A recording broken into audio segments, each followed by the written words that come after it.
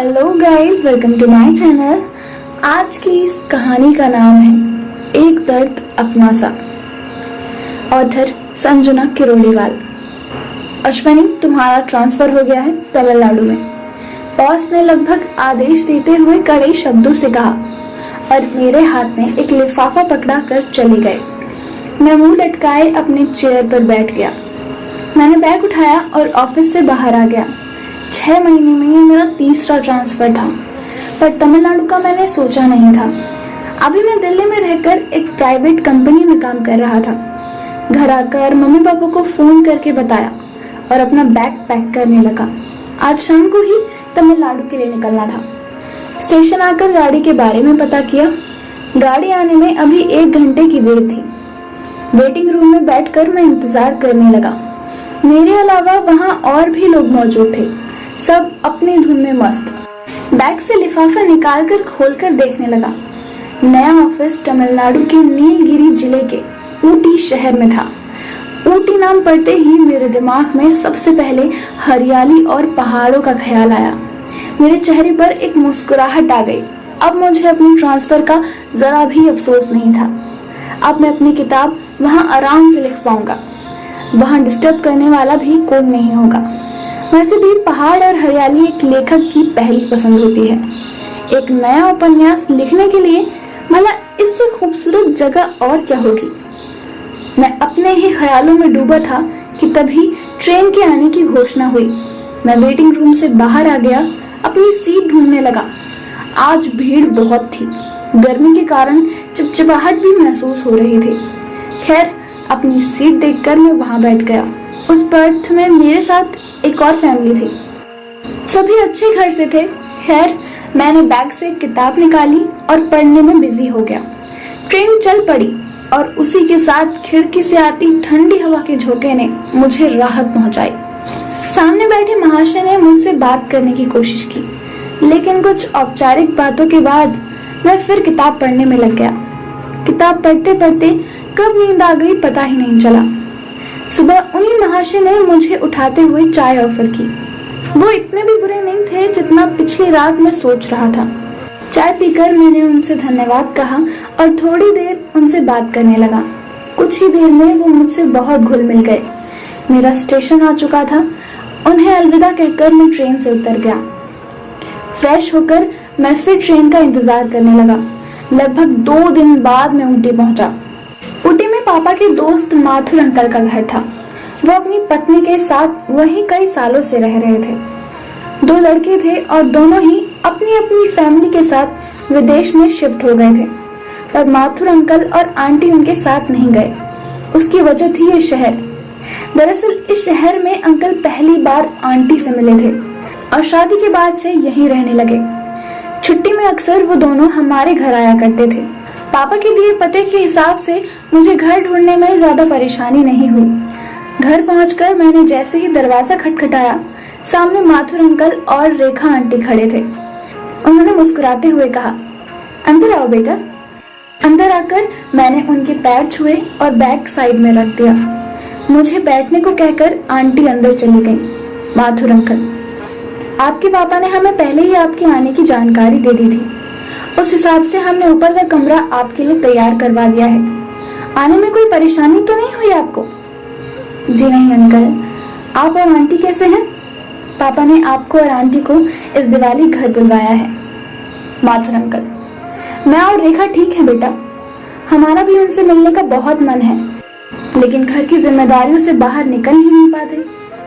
मैं चुपचाप आंखों से घर का निरीक्षण करने लगा। घर बहुत ही सलीके से सजाया हुआ था।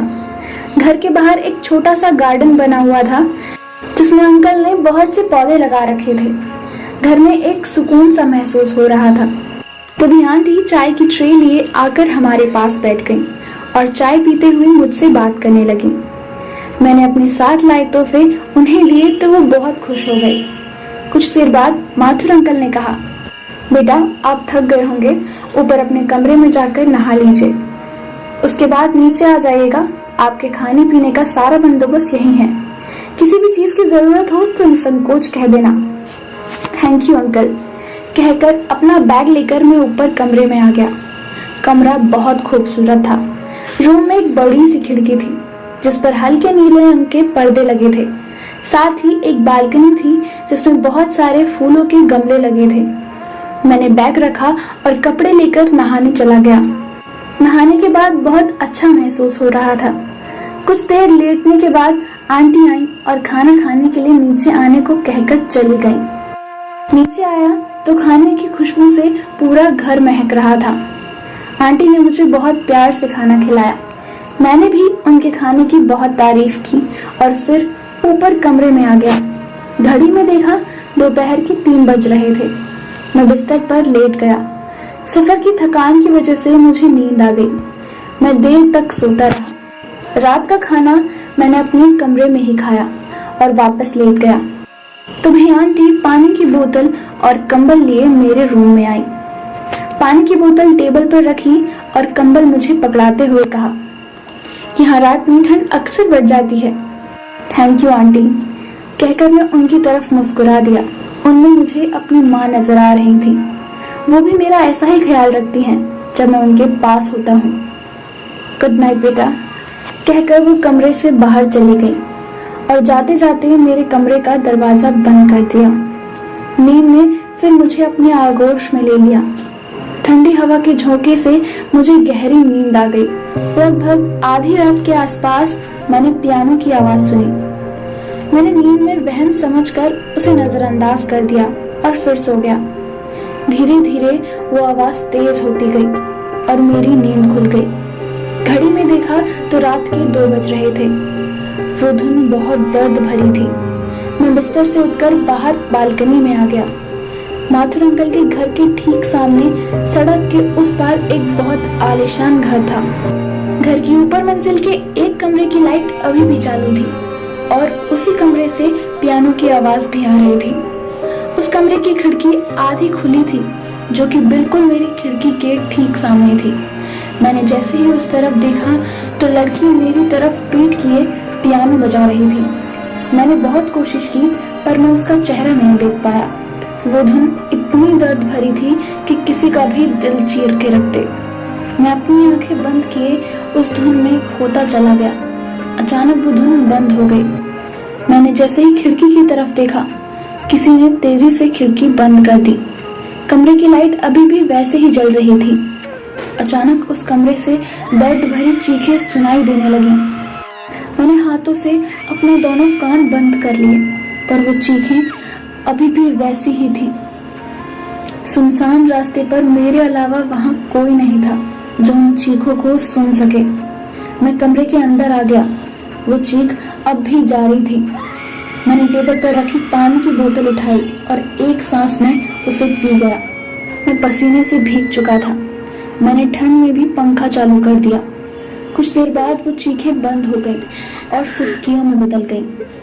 मैंने खिड़की की तरफ देखा तो पाया खिड़की अभी भी बंद थी, लेकिन उस कमरे की लाइट अब बंद हो चुकी थी।